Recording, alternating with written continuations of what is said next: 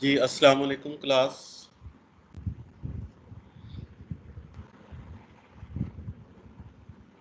वालेकुम सलाम सर। वालेकुम सलाम। जी आपको आवाज़ आ रही है बेटा? अबरार आपको आवाज़ आ रही है? यस सर, आ रही है। वहाँ स्क्रीन भी शो हो रही है यस स्लाइड्स? सर, शो हो रही है। Yes sir. जी मोहम्मद शहजाद आपको आवाज़ आ रही है? यस सर, आ रही है।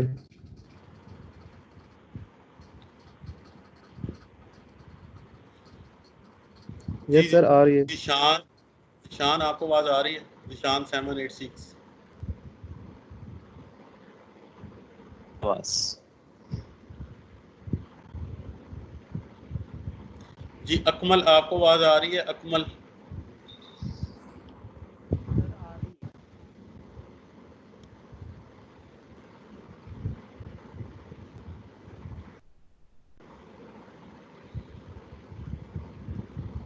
जी लास्ट टाइम जो क्विज़ हुआ है उस क्विज़ में जो वो एग्जाम्पल ही थी जो आपको करने के लिए दी थी हीट ट्रांसफ़र से रिलेटेड। तो उसमें दो चीज़ें थी, एक तो वो जो एग्जांपल उन्होंने सॉल्व की थी उन्होंने वो शेल बैलेंस से की हुई थी।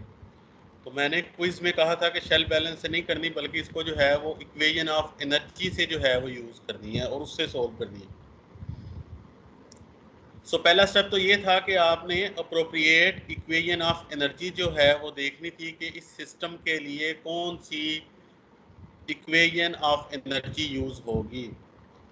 सो ऑब्वियसली क्योंकि ये सिलेंड्रिकल सिस्टम था, इट मीन्स कि आपने सिलेंड्रिकल कोऑर्डिनेट्स वाली इक्वेशन को देखना था। उसके बाद क्योंकि इसमें थर्मल कंडक्टिविटी को और डेंसिटी जो थी वो कांस्टेंट थी, तो आपने वो जो इक्वेशन ऑफ एनर्जी के दो टेबल हैं, तो जो सेकंड टेबल है that is for constant thermal conductivity and density, आपने उसको देखना था और उस इक्वेशन के ऊपर अजम्पशन अप्लाई करके तो उसको सिंप्लीफाई करना था। एक तो डिफरेंस ये था। उसके बाद सेकंड उसमें क्या चेंजिंग थी उस क्विज में, कौन बताएगा? जो बुक में थी प्रॉब्लम और जो क्विज में दी गई थी, तो क्विज में क्या चेंजिंग थी जी बरार? सर उसमें ये था कि जो बुक में था वो इनर रेडियस के हिसाब से किया हुआ था और आपने आउटर रेडियस के हिसाब से पूछा था कि आउटर सरफेस के हिसाब से हाँ ना जी, आपने बताना ओवरऑल हीट ट्रांसफर कोएफिशिएंट। बिल्कुल ठीक, आप ठीक कह रहे हो। तो बाकी आपने इक्वेशन ऑफ एनर्जी को यूज़ किया था उसको सोल्व करने के लिए? यस सर, हमने इक्वेशन ऑफ एनर्जी यूज़ की थी जिसमें थर्मल कंडक्टिविटी और डेंसिटी कांस्टेंट रहती है और वो जो हमने क्यू वाली इक्वेशन जिसमें क्यू के हिसाब से जो इक्वेशन गिवन थी ना हीट फ्लक्स के हिसाब से, वो वाली हमने यूज़ की थी। चले, very good, that's okay. Now we would move towards today's lecture. Today is the 6th week, छठा हफ्ता जो है वो स्टार्ट हो गया। Maybe we have 3 more week, and today we are going to start the part 3 of our transport phenomena course, that is the mass transport. And the reference book would be, the lecture notes would be from the book of Burt, Stewart and Lightfoot. So today we are going to start the mass transport. The mass transport is started from chapter number 17. As we studied chapter number 1 from momentum transport, chapter number 9 for heat transport, and then chapter number 17 for mass transport. So you can see the title of chapter number 17 is same, almost same pattern as that of the title of chapter number 1 and chapter number 9. The title is diffusivity and the mechanism of mass transport, and the title of chapter number 9 was the thermal conductivity and mechanism of heat transport, and the title of chapter number 1 was the viscosity and the mechanism of momentum transport. So on the similar parallel lines, chapter number 17 discuss the diffusivity and the mechanism of mass transport. So we know that the property of the gases or the property of the liquid that is responsible for the separation processes, that is responsible for the movement of the molecule through one phase or through two phase system is the diffusivity. Diffusivity is the ability of the material, ability of certain types of the molecules of a certain species to diffuse through the system. The system may be binary system or the system may be multi-component system. So we will start the chapter by defining the Fick's law of binary diffusion, that is the molecular mass transport. So on the similar line, when we studied the momentum transport, we defined the Newton's law of viscosity. And then in chapter number 9, we defined the the Fourier's law of heat conduction. And now in chapter number 17, on the similar lines, we would study the Fick's law of binary diffusion, and that is the molecular mass transport. So you know that there are mainly there are the two mechanisms for the heat transport. There are two mechanisms for the momentum transport, and now there are the two mechanisms for the mass transport. And these two mechanisms are the molecular mass transport and that is called conduction. Molecular means conduction. तो heat conduction को हमने कहा था कि ये molecular heat conduction है, और momentum conduction को हमने कहा था कि ये मॉलिक्यूलर मोमेंटम ट्रांसपोर्ट है. Similarly there is a mode of heat transfer that is called molecular mass transport, that is called diffusion. When we say the word diffusion and when we use the word diffusion, then automatically we must have the concept that the diffusion is the molecular mass transport. For example, if a man enters in a room, in a classroom, and he has a very strong smell of some kind of a scent or some kind of fragrance on it.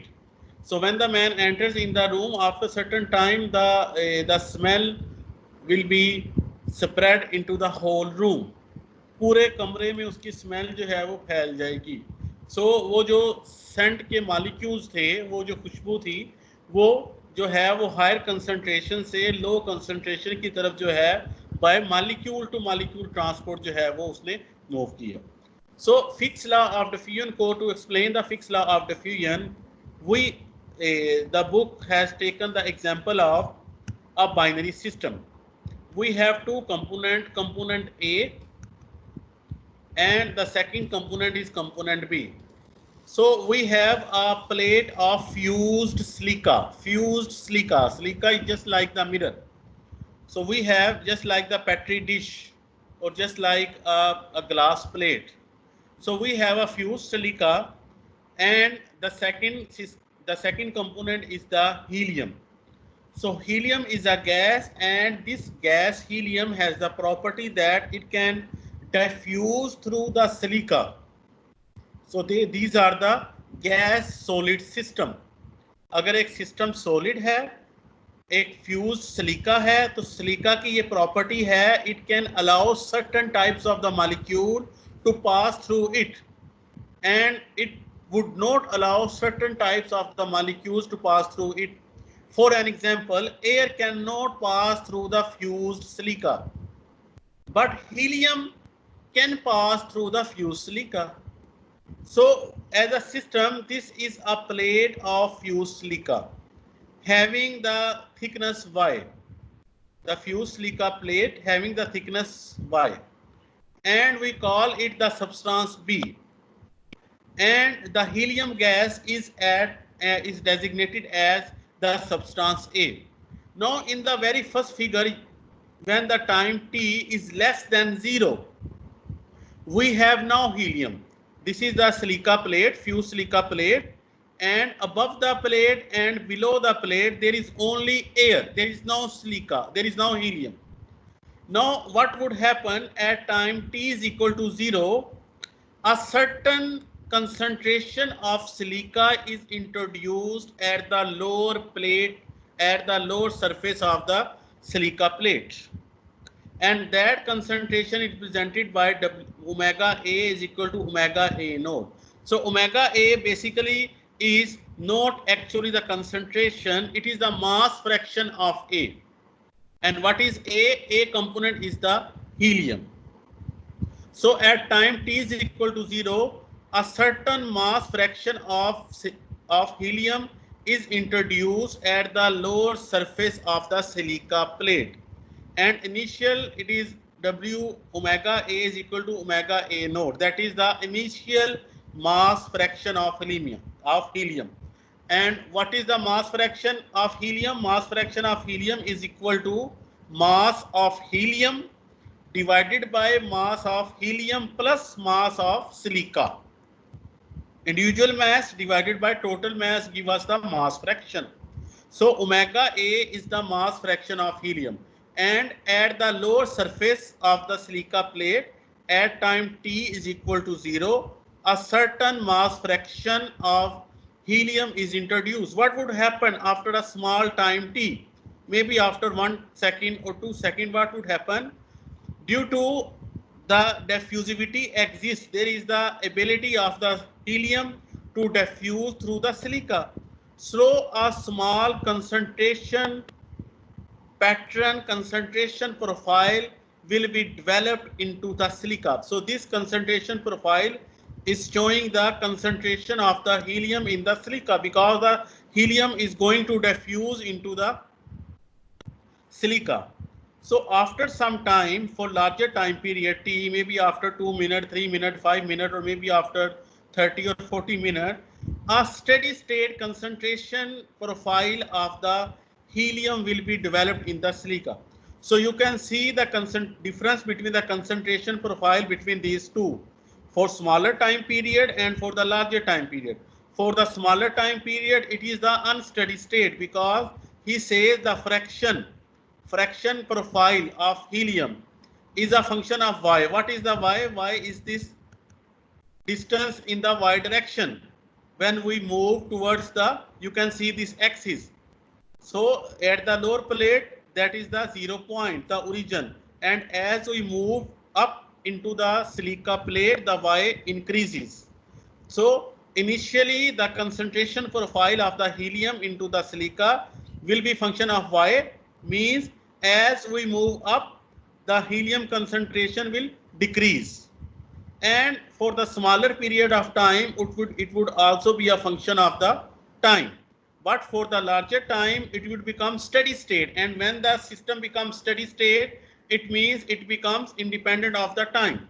So when a steady state concentration profile of helium is developed in the silica, so it would become independent of time, and at the lower edge, the concentration, the fraction of helium will be omega A is equal to omega A naught. That is the concentration profile, the concentration value in terms of the fraction at the lower surface of the silica plate.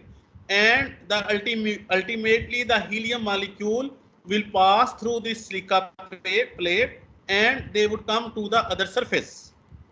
And at the other surface, what would happen? The continuously airflow is there, and the helium will be swept away by the air, due to which at the upper surface of the silica plate, the concentration, the fraction of helium will be 0. So therefore, at this point, the omega A is 0, and it is shown by here. Omega A is 0. So there are the two extreme limits. One is omega A is equal to omega A naught, that is the concentration of the helium, and at the upper surface of the silica plate, the concentration of the helium is 0, because where is the concentration is going on? The helium molecules are swept away by the air. So there is no any molecules of helium, therefore their concentration at the above surface is 0.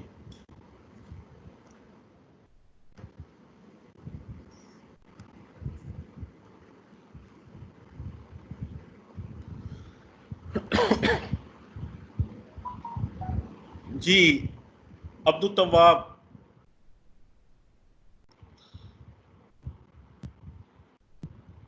Yes sir. जी बेटा, आपको यहाँ तक समय लगी है बात की?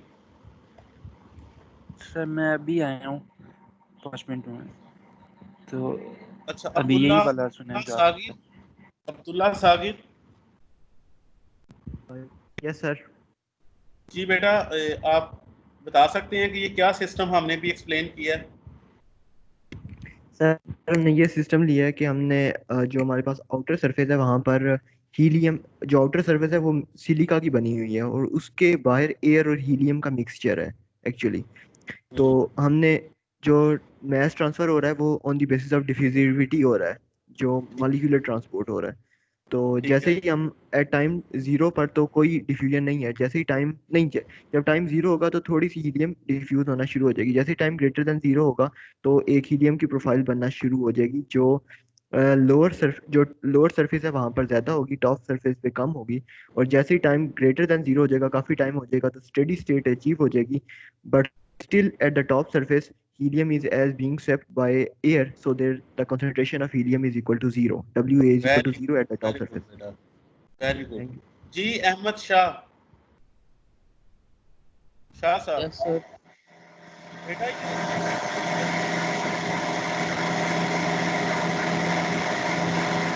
Yes sir. जी आप अहमद अपना माइक बंद ही रखें, आपकी बहुत ज्यादा आवाज आ रही जी। ये अली अहमद कौन है जी? अहमद अपना माइक ऑफ कर लीजिए जी। अली अहमद कौन है? अली अहमद।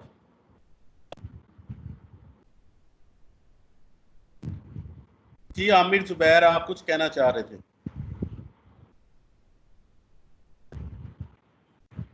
जी सर।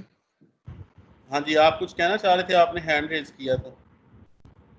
नो सर, वो इंसिडेंटली हो गया अच्छा, था। आप मुझे आमिर ये बताएं कि ये सिस्टम जो है ये गैस सॉलिड सिस्टम है या लिक्विड गैस लिक्विड है? कौन सा टू फेज सिस्टम है? सर ये गैस सॉलिड सिस्टम है जिसमें हमारे पास सिलिका की लेयर है, जिसके अंदर से हीलियम गैस जो है वो डिफ्यूज हो रही है from omega A equal to omega A naught to omega A equal to 0 तक, दो बाउंड्रीज के दरमियान। तो यहाँ पर जो सिलिका है वो इन द सॉलिड फॉर्म है।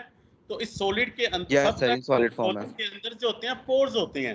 Solids have the ability to pass certain gas molecules. तो जो सिलिका है वो एयर के यस सर। मॉलिक्यूल्स को पास नहीं होने देगी, लेकिन हीलियम की इसके अंदर डिफ्यूजिविटी होती है, तो हीलियम इसके अंदर से पास कर देगी। यस तो सर। इसको एग्जांपल को लेकर हमने जो है वो फिक्स लॉ को, अब मैथमेटिकली अगर हम देखें तो हम कहेंगे जी कि WAY/A। अब जरा इस पे गौर करें कि ये जो है ये जो इक्वेशन जो है अभी शो की गई है, इसमें जो है वो है WAY/A is equal to rho DAB omega A naught minus 0। पहली बात तो ये है कि ये WAY क्या चीज है, ये थोड़ा सा कंफ्यूजिंग है कि यहाँ पर left hand right hand side पे जो है ना ये ओमेगा है, जो कि मैंने आपको बताया ओमेगा A नोड। A जो है क्या चीज है? A is the helium, A represents the helium. So WA node minus 0 ये कंसंट्रेशन डिफरेंस है इन टर्म्स ऑफ फ्रैक्शन, ठीक है।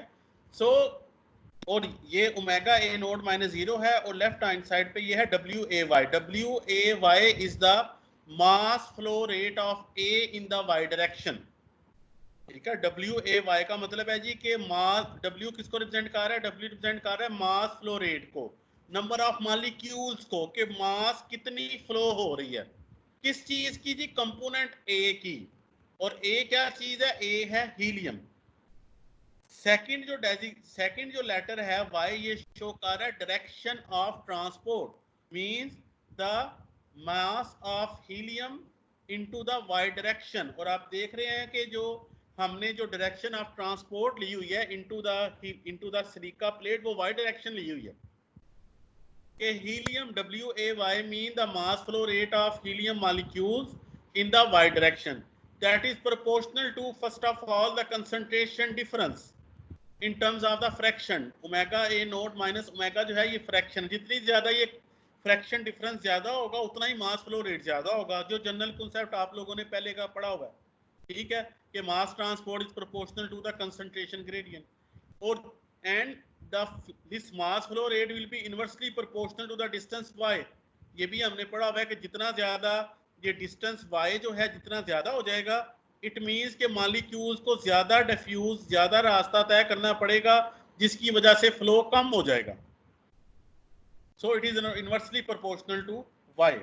और जो ये DAB है, D is the diffusivity of A into B। So diffusivity जब हम किसी चीज की बताते हैं ना, मैं कहूंगा जी CO2, ये बड़ी इंपॉर्टेंट बात है कि CO2 की डिफ्यूजिविटी ये है, तो मैं सिर्फ CO2 की डिफ्यूजिविटी नहीं कहूंगा, मैं कहूंगा CO2 की डिफ्यूजिविटी इन एयर, या CO2 की डिफ्यूजिविटी इन वाटर, या CO2 की डिफ्यूजिविटी इन नाइट्रोजन, या CO2 की डिफ्यूजिविटी इन अमोनिया। तो जब भी मैस ट्रांसफर के अंदर डिफ्यूजिविटी को डिफाइन करते हैं, डिफ्यूजिविटी की वैल्यू बताते हैं, तो दो कंपोनेंट के लिए बताते हैं हमेशा कि इस कंपोनेंट की डिफ्यूजिविटी इस कंपोनेंट के अंदर। अब DAB शो कर रहा है कि diffusivity of A into the component B, helium की डिफ्यूजिविटी सिलिका के अंदर। इस तरह अगर मैं कहूँ हीलियम की डिफ्यूजिविटी आयरन के अंदर, तो वो डिफ्यूजिविटी कुछ और होगी, या हीलियम की डिफ्यूजिविटी वुड के अंदर, तो वो हो सकता है वो हो ही ना। ठीक है, सो this is the constant of proportionality and this is called diffusivity. And in the case of mass transport, you must define the diffusivity component that is going to be transferred and the system in which it is going to be transferred. ये दोनों चीजें जो होती हैं mess transport में हम बताते, इसलिए मैस ट्रांसफर जो है that is a complex subject as compared to the heat transport and as compared to the fluid mechanics, because mass transport के अंदर हमें number of components के साथ डील करना पड़ता है, जिसकी वजह से सिस्टम जो है वो कॉम्प्लेक्स हो जाता है। And this capital A is the area, यानी कि मास फ्लो जो है वो एरिया के भी प्रोपोर्शनल है। जितना ज्यादा उसकी प्लेट का एरिया जितना ज्यादा होगा, उतना ही ज्यादा मॉलिक्यूल जो है वो फ्लो कर रहे होंगे। सो आप देख सकते हैं कि ये जो लॉ है, this law is on the same pattern as the Fourier law of heat transfer and as the Newton's law of viscosity. अब ये ओमेगा WAY और A को मैं लिख सकता हूँ JAY, where JAY is the flux of A। ठीक है, तो WAY जो था वो मास फ्लो रेट था, mass flow rate divided by area will give you the flux and the flux is represented by J। So JAY is means के mass flux of component A into the y direction having the units kilogram per unit area per unit time, that is equal to minus rho DAB, and we have written the concentration gradient in terms of the differential. So d omega A is our dy is the concentration gradient, change in the fraction of helium in the y direction। ठीक है, तो ये negative sign बाहर appear हो जाएगा, क्योंकि जो differential की डेफिनेशन होती है वो होती है इनिशियल माइनस ए, जो डिफरेंशियल की डेफिनेशन होती है फाइनल माइनस इनिशियल। ठीक है, तो लेकिन यहाँ पर शुरू में था इनिशियल माइनस फाइनल, तो जब इसलिए नेगेटिव साइन जो है बाहर आ जाएगा।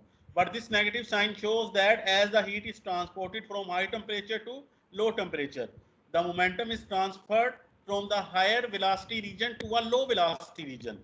Similarly, the molecules of a certain species are transferred from a region of higher concentration to a region of low concentration. Towards the decreasing concentration difference, the mass is transferred. So this is the one-dimensional form of the Fick's law. कोई मुझे बता सकता है कि ये density यहाँ पर क्यों अपीयर हुई है? Anyone?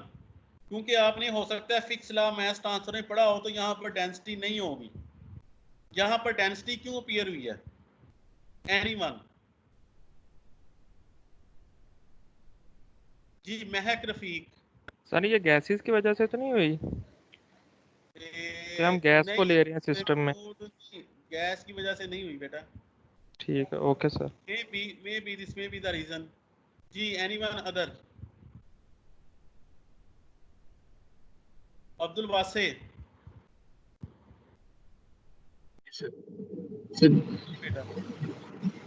सर इसका यही है कि क्योंकि डेंसिटी डिफरेंस है, इस वजह से क्लियर होगी, क्योंकि बेसिकली ये जो डिफरेंशियल है, यहाँ पर मैंने अभी आपको बताया कि जो ओमेगा है ये है फ्रैक्शन। तो अगर यहाँ पर CA, आपने ये लॉ पढ़ा होगा, यहाँ पर CA होगा कंसंट्रेशन। तो जब अगर कंसंट्रेशन आ जाएगी तो ये डेंसिटी फिर यहाँ पर नहीं आएगी, क्योंकि कंसंट्रेशन क्या होती है? मास पर यूनिट वॉल्यूम। तो फिर ये डेंसिटी नहीं है, ये डेंसिटी यहाँ पर इसलिए अपीयर हुई है कि यहाँ पर जो ग्रेडियंट है वो फ्रैक्शन की टर्म में लिखा हुआ है। ठीक है, अगर ये यहाँ पर ओमेगा की बजाय कंसंट्रेशन अगर आ जाती तो फिर ये डेंसिटी यहाँ पर अपीयर नहीं होनी थी। अच्छा, ये तो ये जो JAY है, ये हमें बता रहा है flux of species A in Y direction. ये भी तो हो सकता है ना कि स्पीशीज A जो है वो X डायरेक्शन के अलोंग भी मूव कर रही है, और ये भी हो सकता है कि जो स्पीशी A है यानी हीलियम जो है ये Z डायरेक्शन के अलोंग भी मूव कर रही है। ठीक है, जहां पर इसको कंसंट्रेशन ग्रेडियंट मिलेगा उस तरफ हीलियम के मॉलिक्यूल जो हैं वो ट्रांसफर होना शुरू हो जाएंगे। इट मींस कि मैं तीनों डायरेक्शन के लिए अगर मास फ्लक्स लिखूं और उसको ऐड करूं, देन आई विल गेट जे ए। अब ये जे जो है बोल्ड लिखा हुआ है और इसके साथ कोई डायरेक्शन नहीं लिखी हुई, मींस कि ये तीनों डायरेक्शन के लिए है, वाई के लिए भी है, जेड के लिए भी है और एक्स एक्सिस के लिए भी है। That equal to minus rho D A B. And ये क्या चीज है जी, ये क्या बताएगा, कौन बताएगा जी?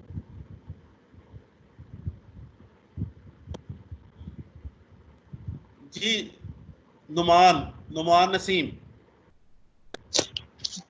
यस सर, ये बताएगा कि तीनों डायरेक्शंस में आपके पास फ्लो हो रहा है। ये जब इसको ओपन करेंगे तो omega B over D Y आएगा, omega C over D Y, omega A over D Y, तीनों डायरेक्शन में आएगा। हाँ जी, omega A partial omega A over partial X plus partial omega A over partial Y plus partial omega A over partial Z. यानी ये उसका, इसको हम कहते हैं डाइवर्जेंस ऑफ फ्रैक्शन। ठीक है, जब तीनों को ऐड करेंगे। अच्छा, इसमें हमने जब क्या कंसीडर किया, इसमें हमने कंसीडर किया कि डेंसिटी भी कांस्टेंट रही है और डिफ्यूजिविटी डी भी कांस्टेंट रहा है।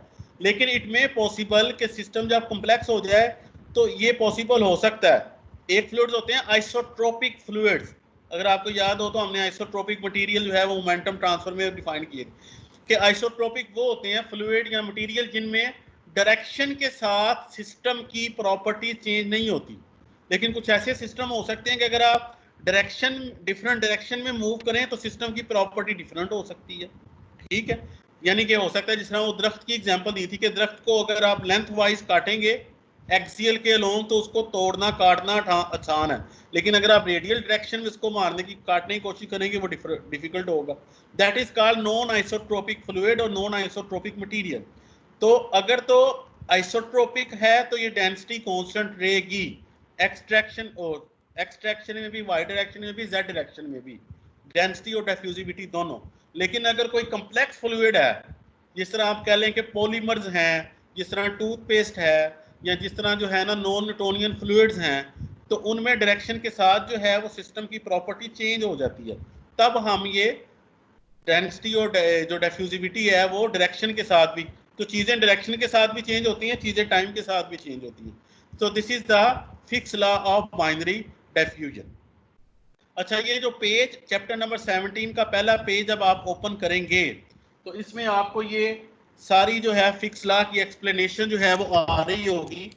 तो उसके फुट नोट में आप देखेंगे तो यहाँ पर वो आपको फिक जो है, जो एक साइंटिस्ट है, उसके बारे में भी जो है वो आपको बताएगा कि इसने 1855 में जो है ना अपने एक पेपर में, जो ये आई थिंक जो जर्मन लैंग्वेज का या कुछ डच लैंग्वेज का ये एंडर फिजिक्स लिखा हुआ है।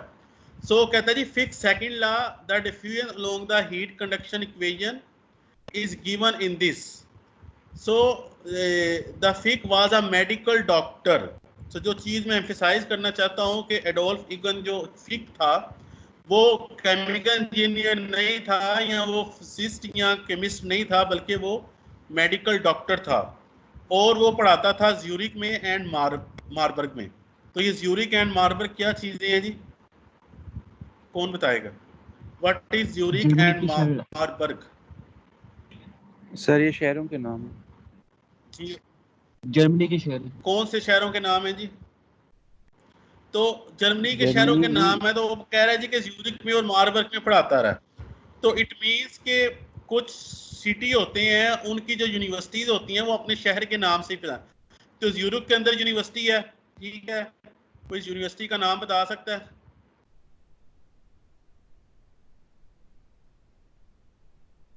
ज्यूरिक के अंदर फेमस यूनिवर्सिटी, वर्ल्ड फेमस, जिसका केमिकल इंजीनियरिंग डिपार्टमेंट जो है वो दुनिया का नंबर 1 जो है वो रैंकिंग में फर्स्ट है।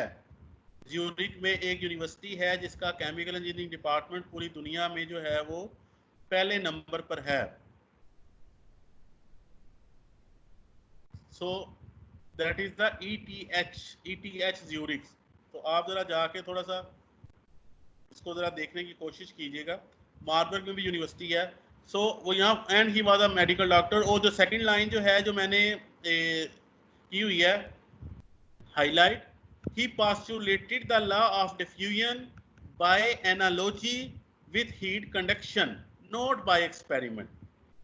So जैसे कि हमने पढ़ा है, बार बार इस चीज को हम स्टडी कर रहे हैं कि ये जो हीट ट्रांसपोर्ट, मास ट्रांसपोर्ट और मोमेंटम ट्रांसपोर्ट के दरमियान एनालॉजी है। तो उसने ये जो फिक्स लॉ जिसको हमने अभी स्टडी किया इस स्लाइड के अंदर, उसने इसकी कोई एक्सपेरिमेंटेशन नहीं की।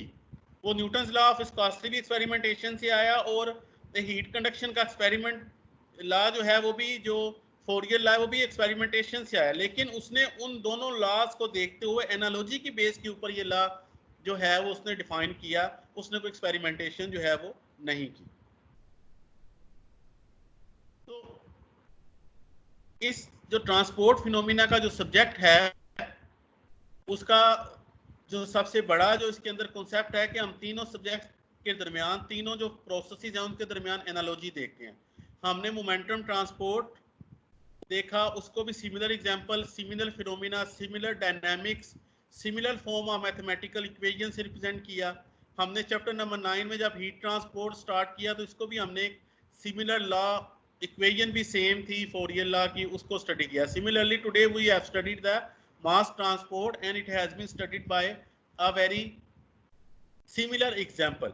जब हमने मोमेंटम ट्रांसपोर्ट को स्टडी किया था तो उसके अंदर विस्कोसिटी इंट्रोड्यूस हुई थी।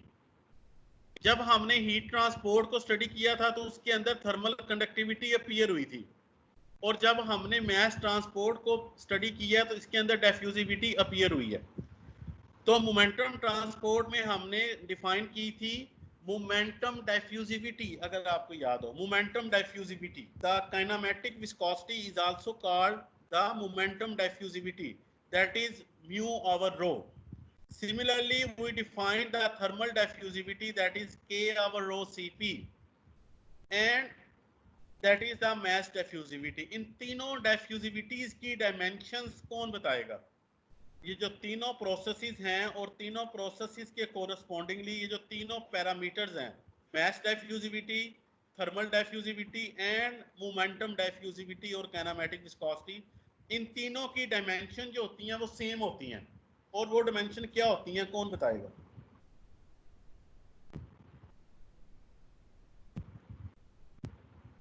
मीटर स्क्वायर और सेकंड सर। कौन कौन बात कर रहा है जी? सही, सेंटीमीटर स्क्वायर और सेकंड सेम जी, सेंटीमीटर स्क्वायर और सेकंड और metre square second, that is length square पर यूनिट टाइम। तो इन तीनों की जो यूनिट्स एंड डायमेंशंस हैं सेम है। तो बेटा जिसकी डायमेंशन और यूनिट सेम है, इट मींस के उसके पीछे जो मॉलिक्यूलर फिनोमेना इन्वॉल्व है, उस प्रोसेस की जो फिजिक्स या उस प्रोसेस की जो डायनामिक्स है, उसके उनके अंदर सिमिलैरिटी है, उनके अंदर एनालॉजी है। लेकिन याद रखें कि ये बात हो रही है कंडक्टिव ट्रांसपोर्ट की। ये जो हम एनालॉजी डिफाइन कर रहे हैं, ये डिफाइन कर रहे हैं कंडक्टिव ट्रांसपोर्ट की, नॉट कन्वेक्टिव ट्रांसपोर्ट। ठीक है। सो हमने इन तीनों डिफ्यूजिविटीज की बेस के ऊपर हमने प्रांटल नंबर को डिफाइन किया था। So Prandtl number is what and the second number was the Schmidt number. So Prandtl number is the ratio of momentum diffusivity over thermal diffusivity and Schmidt number is the ratio of momentum diffusivity over thermal diffusivity. Similarly, the third number is the LE, that is the Lewis number, and Lewis number is a comparison of thermal diffusivity and the mass diffusivity. और इनकी unit जो है हमने पढ़ा है कि length square पर unit time है। So basically इन जो हमने ये जो डिमेंशनलेस नंबर डिफाइन किए हैं, डिमेंशनलेस नंबर को की वैल्यूज हमें जो है वो क्या बताती हैं? सो डिमेंशनलेस नंबर की वैल्यूज जो हमें कंपीटिंग ट्रांसपोर्ट प्रोसेसेस बताती हैं। कोई एक सिस्टम है, लिक्विड सॉलिड सिस्टम है या लिक्विड गैस सिस्टम है, तो सिस्टम के अंदर जो प्रांटल नंबर की वैल्यू हमें होगी वो हमें बता रही होगी कि उस सिस्टम के अंदर स्पीड ऑफ मोमेंटम ट्रांसपोर्ट ज़्यादा है या स्पीड ऑफ हीट ट्रांसपोर्ट ज़्यादा है। अगर दो प्रांटल नंबर की वैल्यू 1 से बहुत बहुत बहुत ज़्यादा होगी तो इट मीन्स के उसके अंदर जो है वो, क्योंकि मोमेंटम ट्रांसपोर्ट जो है वो ऊपर आ रहा है, न्यूमरेटर में आ रहा है, तो मोमेंटम ट्रांसपोर्ट उसके अंदर डोमिनेट है। सिमिलरली श्मिट नंबर, किसी भी सिस्टम के लिए श्मिट नंबर की वैल्यू जो होगी वो हमें ये बता रही होगी कि उस सिस्टम के अंदर rate of momentum transport dominant हो रहा है या rate of mass transport dominant हो रहा है। सिमिलरली जो ल्यूइस नंबर होगा उसके वो हमें बताएगा थर्मल डिफ्यूजिविटी और मास डिफ्यूजिविटी की वैल्यूज। सो ये प्रांटल नंबर, क्योंकि किसी भी केमिकल इंजीनियरिंग में किसी भी सिस्टम के अंदर अगर आप लें, आप एड्जॉर्प्शन को ले लें या उसको डिस्टिलेशन को ऑब्जर्व कर लें या इवन के केमिकल रिएक्टर को देखें, तो हर सिस्टम के अंदर तीनों प्रोसेसेस जो हैं मास ट्रांसफर के, हीट ट्रांसफर के, मोमेंटम ट्रांसफर के, साइमल्टेनियसली हो रहे होते हैं। हमने तो अलग अलग करके इनको पढ़ा है ना, तो साइमल्टेनियसली हो रहे हैं। तो हमने जब डिजाइन करना है चीजों को, तो हमने इन प्रोसेसेस को साइमल्टेनियसली सोल्व करना है। तो जो प्रांटल नंबर है, श्मिट नंबर है, ल्यूइस नंबर है, इनकी वैल्यूज जो है वो हमें ये जो कम्पिटेटिव ट्रांसपोर्ट प्रोसेसेस हैं उनकी स्पीड के बारे में बता रही हो। और जब हम रिएक्टर डिजाइन करेंगे तो थर्मल, तो हीट ट्रांसपोर्ट, मोमेंटम ट्रांसपोर्ट और मास ट्रांसपोर्ट के साथ एक और इक्वेशन जो है वो कौन सी आ जाएगी? जी कौन बताएगा? जब हम रिएक्टर डिजाइन करेंगे एज अ केमिकल इंजीनियर, तो उसके अंदर मोमेंटम ट्रांसपोर्ट भी इन्वॉल्व होगा, हीट ट्रांसपोर्ट भी, मास ट्रांसपोर्ट भी, प्लस और क्या चीज इन्वॉल्व हो जाएगी?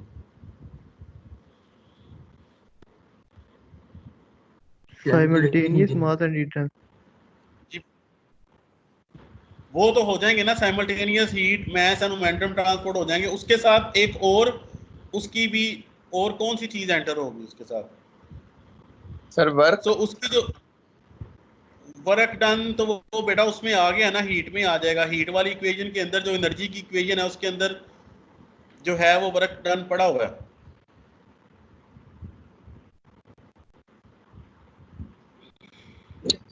स्टोइकोमेट्री सर, काइनेटिक्स भी साथ आ जाएगी। मींस के आगे अब पहले आपने देखा जी कि हमने सिर्फ मोमेंटम ट्रांसपोर्ट को सोल्व किया और हमने इक्वेशन ऑफ मोशन डेवलप की।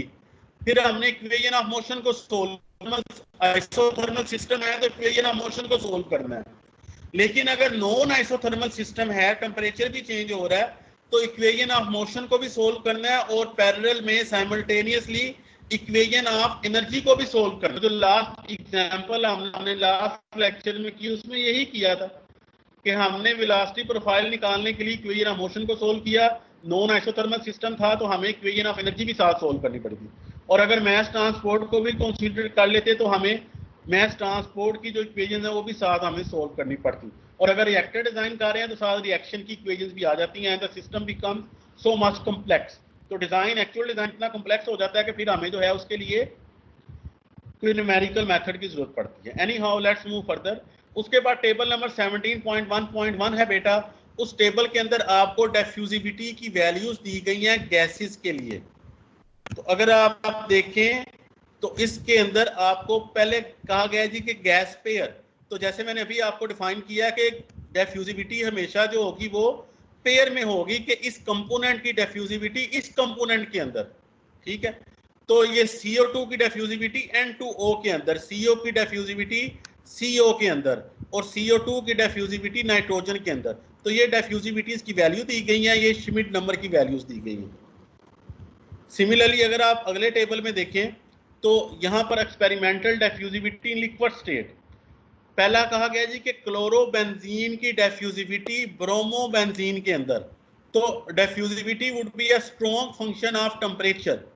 सो याद रखें कि diffusivity would be a strong function of temperature, pressure, and please remember that diffusivity would be a strong function of the concentration and composition. So यहाँ पर XA का कॉलम भी दिया गया है। XA मीन के A कंपोनेंट की fraction composition की, तो अगर ये XA की वैल्यू चेंज हो जाएगी तो क्लोरोबेंजीन की ब्रोमोबेंजीन के अंदर जो डिफ्यूजिविटी की वैल्यू है वो भी चेंज हो जाएगी और बहुत ज्यादा चेंज आएगी। तो diffusivity is a strong function of the temperature, is a strong function of the pressure, as well as it is a strong function of the concentration of the system. जितने ज्यादा component add होते जाएंगे उतनी ज्यादा value जो है वो change होती जाएगी। सो जब आपने अपना प्रोजेक्ट डिजाइन करना है, प्लान डिजाइन का प्रोजेक्ट आपने करना है फाइनल ईयर का, तो उसके अंदर आपको जो सबसे बड़ा जो टास्क होता है वो क्या होता है जी कि जब आपने डिजाइन करना है तो जो ट्रांसपोर्ट प्रॉपर्टीज हैं जो हीट ट्रांसफर कोफिशिएंट है या जो डिफ्यूजिविटी है उसकी वैल्यू आपको चाहिए होगी, और उसकी वैल्यू कोई जनरल नहीं होगी जी के पास एक ही वैल्यू है। जिस तरह जी कि कैपिटल आर होता है यूनिवर्सल गैस कांस्टेंट, उसकी एक ही वैल्यू होती है जी, ठीक है, या बोल्ट्जमैन कांस्टेंट होता है उसकी एक ही वैल्यू होती है, या एवोगाड्रो नंबर होता है उसकी एक ही वैल्यू होती है। नहीं, जब आपने डिजाइन करना है तो आपको चाहिए होगा जी अच्छा वाटर है, वाटर ब्यूटानॉल के अंदर है, तो आपने देखना होगा मुझे किस टेम्परेचर पे इसकी डिफ्यूजिविटी चाहिए और किस कंसंट्रेशन पे इसकी डिफ्यूजिविटी चाहिए। सो आपको ये डाटा जो है वो सारा सर्च करना पड़ेगा। सो इसके नीचे मैंने सेकंड जो है ये फिगर में शो कर रहा हूँ, तो इसके नीचे उसका फुट नोट मैंने दिया है। तो यहाँ से वो बता रहा है कि the data for the first 2 pairs are taken from a review article by P.A. Johnson and A.L. Webb, chemical reviews. So CHEM chem REVS chemical reviews. तो ये chemical reviews जो है उसके बाद उसने लिखा हुआ है 56, ये 56 जो होता है ये वॉल्यूम नंबर होता है। उसके बाद उसने लिखा हुआ है 387 to 453, ये क्या चीज है जी, कौन बताएगा? Page number sir. ये वेरी गुड, ये उसका पेज नंबर है 1956, ये उसका ईयर है कि जिस साल ये पेपर पब्लिश हुआ है। तो आपको बताने का मकसद ये है कि जब आपने डाटा सर्च करना होता है तो डाटा जो होता है वो डिफरेंट आर्टिकल से, रिसर्च रिपोर्ट से, रिसर्च आर्टिकल से, बुक से सर्च करना होता है। तो अब ये केम रिव्यूज, ये केमिकल रिव्यूज, ये क्या चीज है, ये कौन बताएगा? केमिकल रिव्यूज का नाम सर, ये केमिकल, ये जर्नल का नाम है, जर्नल, साइंटिफिक जर्नल्स का नाम है, ठीक है। तो इस जर्नल के अंदर कह रहा है 1956 में इस पेज नंबर पे आर्टिकल पब्लिश हुआ था। किसने पब्लिश किया था जी? P.A. जॉनसन ने और A.L. बैब ने इसको पब्लिश किया था। तो उसके अंदर उसने ये डाटा दिया था एक्सपेरिमेंटेशन से, तो वहां पर लिया गया। कहता है जी the other summaries of the experimental result may be found in PMW Rutan diffusion in liquids. तो ये बुक का नाम है, डेल्फ यूनिवर्सिटी प्रेस से पब्लिश हुई, डेल्फ नेदरलैंड 1992 में। सिमिलरली उसने अदर रेफरेंसेस भी दिए हुए हैं, ठीक है। तो ये जर्नल्स होते हैं, उनका वॉल्यूम नंबर होता है, उनका पेज नंबर होता है, उनका ईयर ऑफ पब्लिकेशन होता है, कहाँ से पब्लिश किया, ये सारी चीज़ें होती हैं। तो जब आपने डाटा लेना है तो आपने सारी चीज़ों को जो है वो नोट करके तो आपने इसको मेंशन करना होता है। सिमिलरली ये एक्सपेरिमेंटल डिफ्यूजिविटी है इन सॉलिड स्टेट में, ये टेबल नंबर 17.1.3 के अंदर। सो ये हीलियम की है सिलिका के अंदर, पायरेक्स के अंदर, हाइड्रोजन की है सिलिका के अंदर, निकल के अंदर, और ये Bi क्या होता है जी? Bi किसका सिंबल है जी? बिस्मिथ और मरकरी है लेड के अंदर। सिमिलरली Sp किसका सिंबल होता है जी?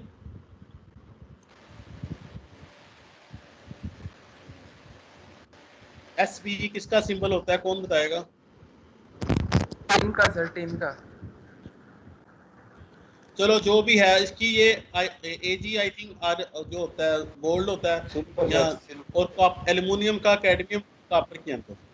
Ag क्या होता है जी? Silver sir. सिल्वर सर, या सिल्वर और सिल्वर होता है, गोल्ड, अरम गोल्ड होता है। अच्छा, Au गोल्ड होता है, Ag सिल्वर होता है, ठीक है। हर मेरा अब रटा जो है ना लगाने का टाइम गुजर गया है। जब मैं आपकी तरह क्लास में था तब मैंने भी रटे लगा के याद कर लिए थे, क्योंकि मैंने पास होना था। तो आप भी इसको याद कर लिए, जो मुझे याद है वो मैंने बोल दिए थी। ये एल्यूमिनियम और कैडमियम की जो है वो कॉपर के अंदर है। सो डिफ्यूजिविटी होती है, लिक्विड की भी हो सकती है, सॉलिड की भी हो सकती है, गैस की भी हो सकती है, लिक्विड इंटू लिक्विड भी हो सकता है, सॉलिड इंटू सॉलिड भी हो सकता है, गैस इंटू गैस भी हो सकता है, गैस इंटू लिक्विड भी हो सकता है, गैस इंटू सॉलिड भी हो सकता है, कोई भी सिस्टम हो सकता है। और अगर आप एक डिजाइन कर रहे हैं तो आपने देखना है कि मैंने किस चीज का मुझे डेटा चाहिए, कौन सी मुझे डिफ्यूजिविटी चाहिए, सिस्टम कौन सा है, उसके बाद टेम्परेचर कौन सा है, उसके बाद कंसंट्रेशन कौन, ये सारी चीजें जो। और नीचे जो है ना बेटा आप देख सकते हैं कि इसने जो है वो दिया है कि ये डाटा जो है वो कहाँ से लिया गया है। सो कहता है it is presume that in each of the above pair component A is present only in very small amount. तो ये कंसंट्रेशन का उसने जम्पशन लगाया है, क्योंकि कंसंट्रेशन का कॉलम नहीं दिया हुआ, तो ये कंसंट्रेशन का उसने जम्पशन लगाया कि स्मॉल अमाउंट में है। The data are taken from RM barrier diffusion in and through solids. So ये मैकमिलन न्यूयॉर्क, ये बुक का नाम है या शायद जर्नल का नाम हो, पेज नंबर 141, 22 एंड 275। सो ये जहाँ से इसने डाटा लिया है, जिस साल लिया है, जहाँ से पब्लिश हुआ है, ये सारी चीजें उसने जो है ये इसमें बताई। उसके बाद ये बेटा आपकी रीडिंग असाइनमेंट है, आपने जो है ना temperature and pressure dependence of the diffusivity को देखना। एग्जांपल 17.2.1, 17.2.2 और 17.2.3 को आपने देखना। तो अगर आपको याद हो कि चैप्टर नंबर 1 जब हमने स्टडी किया था तो वहां पर आया था कि dependence of viscosity on temperature and pressure. Chapter number 9 जब हमने स्टडी किया तो वहां पर आया था dependence of thermal conductivity on temperature and pressure. तो यहाँ पर चैप्टर नंबर 17 में आया है कि temperature and pressure dependence of diffusivity. तो ये बेटा आपकी रीडिंग असाइनमेंट है, आपने इसको मस्त जो है ना वो रीड करना। Similarly theory of diffusion in gases at low density, और एग्जांपल 17.3.1 को theory of diffusion in binary liquids. और फाइनली जो है वो जो आखिरी स्लाइड इसमें हमने पढ़ना है वो है जी कन्वेक्टिव फ्लक्स।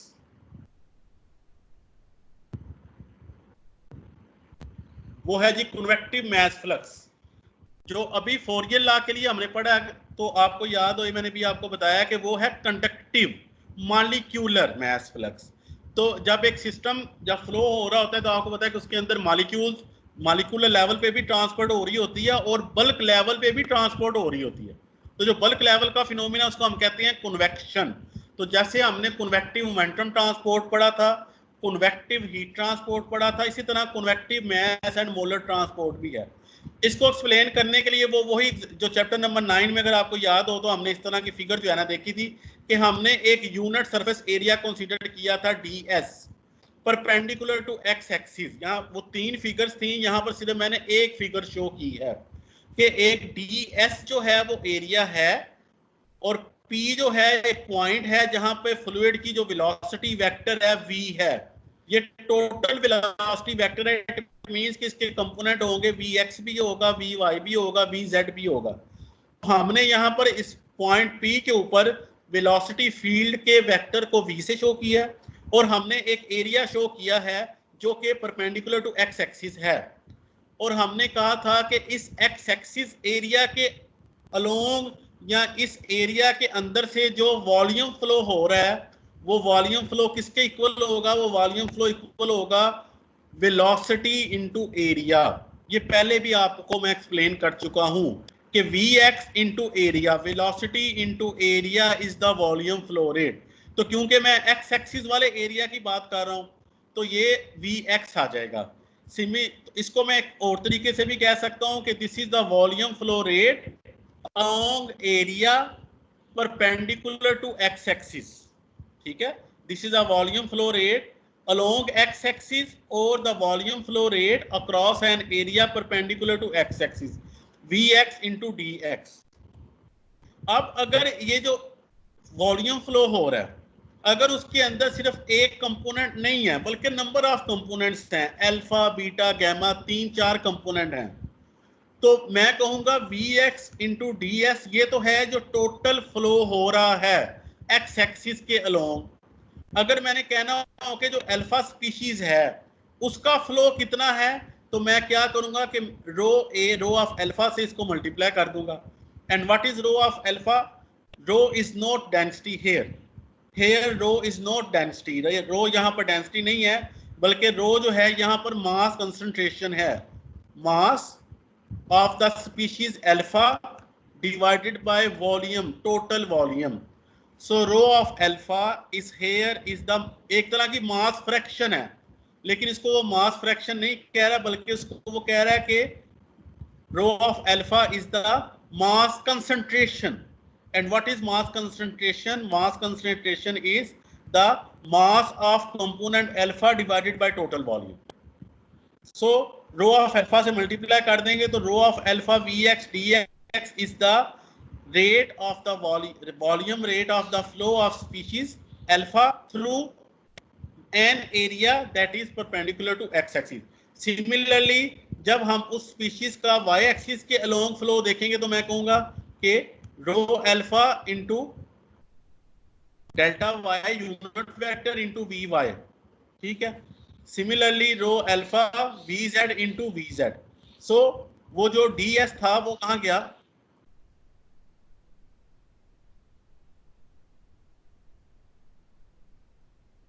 सर डिवाइड करवा दिया हमने, डिवाइड कर दिया। होगा फ्लक्स, जब एरिया नहीं है तो ये होगा flux. So this is called convective mass flux vector. So पहले हमने कंडक्टिव फ्लो को डिफाइन किया, कंडक्टिव से हमने फिक्स लॉ पढ़ा, उसके बाद हम डिफाइन कर रहे हैं ये वही चीज है जो पहले आपने पढ़ी हुई है कि किसी भी कंपोनेंट का कन्वेक्टिव मास फ्लो देखना है तो वो क्या होगा कि Vx एक्स कंपोनेंट की velocity into rho of alpha, उस कंपोनेंट की mass concentration into unit vector, similarly उसका y डायरेक्शन के लिए भी, सिमिलरली उसका z डायरेक्शन के लिए भी, that is called convective mass flux vector.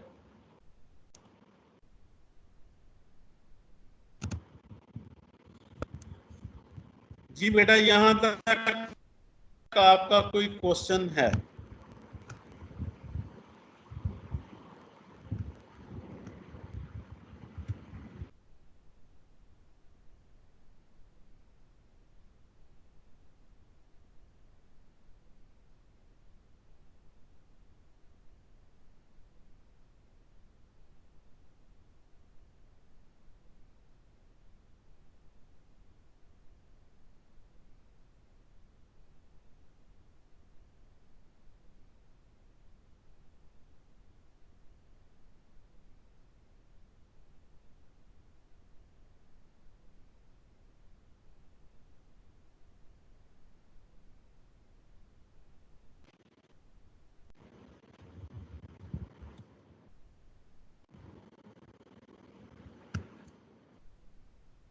तो ये लास्ट वाली इक्वेशन आई है हमारे पास, ये सिर्फ सॉलिड गैस के लिए होगी ना?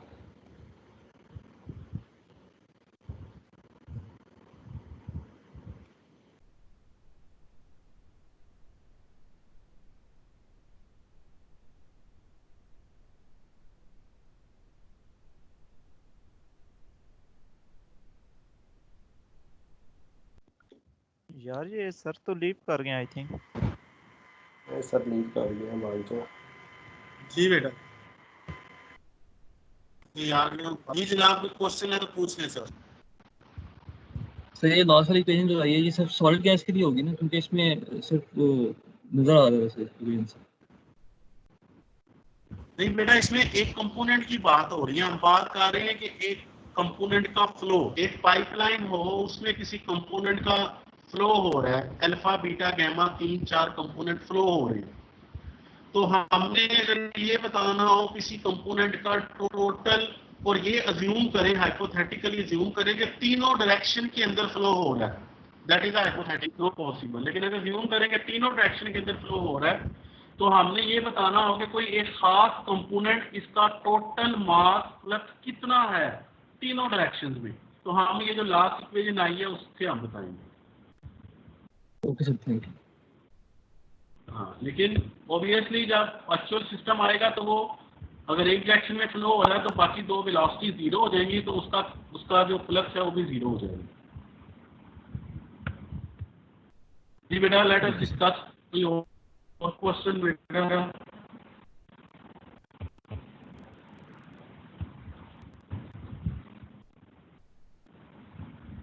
जी बेटा, एनी क्वेश्चन? सर ये आज का लेक्चर अपलोड कर दीजिएगा, ये कुछ नेट इश्यूज की वजह से सही ले नहीं सका। ठीक है बेटा, थैंक यू सर। ठीक है बेटा। जी बेटा जी, और कोई क्वेश्चन? अस्सलाम वालेकुम सर। हेलो जी तैमूर, जी तैमूर।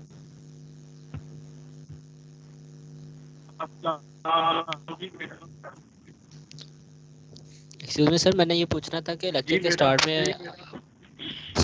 स्टार्ट में कहा गया था कि जो एयर है वो सिलिका में से पास नहीं हो सकती जबकि हीलियम पास हो जाती है, तो उसकी रीज़न मैंने पूछनी थी, क्या रीज़न है? कोई इनर्टनेस की वजह से है या समथिंग एल्स? पोर साइज है यार, इसका जवाब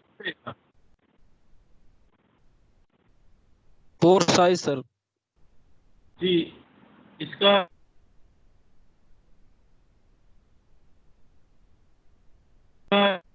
जवाब ये है, इसका जवाब है अल्लाह की मर्जी। लेकिन ये सीरियस जवाब है कि कुछ कंपोनेंट है उसका सर्टन मालिक्यूल को गुजरने देंगे, और सर्टन को नहीं टूट। ये समझ लें कि एक मेम्ब्रेन है, मेम्ब्रेन है ना, तो चाय जब हम बनाते हैं चाय, और उसके बाद जब हम चाय जो है वो कप में डालते हैं, उस केटल में डालते हैं, इसको हम कहते हैं घरों में पोनी रखते हैं, तो पोनी चाय को गुजरने देती है।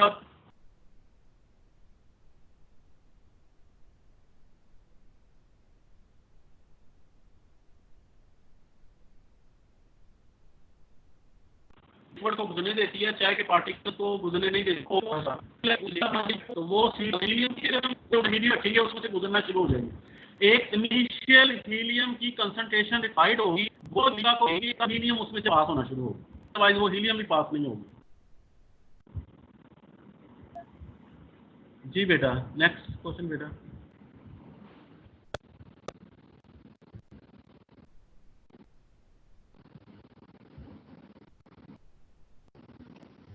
Excuse me sir.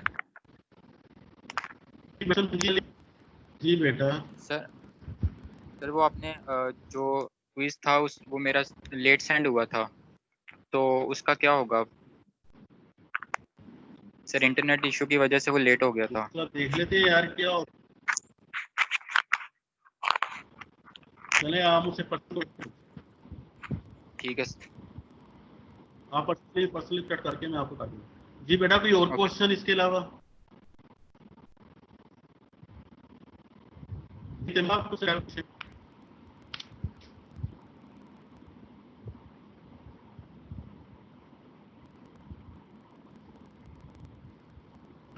Okay, no any question. Okay बेटा, इस लेक्चर को हम कंप्लीट करते हैं। प्लीज चैप्टर नंबर 17 को जो है ना वो थोरोली स्टडी करें। चैप्टर नंबर 17 को प्लीज थोरोली स्टडी करें। हम नेक्स्ट लेक्चर में चैप्टर नंबर 18 को स्टार्ट करेंगे, that is a shell mass balance. Shell momentum balance लगाया है, शेल एनर्जी बैलेंस लगाया है, तो शेल मास बैलेंस को भी हम स्टडी करेंगे। इसको बेटा कहानी इसी तरह स्टडी कीजिएगा। अल्लाह के बाद, अल्लाह हाफिज़।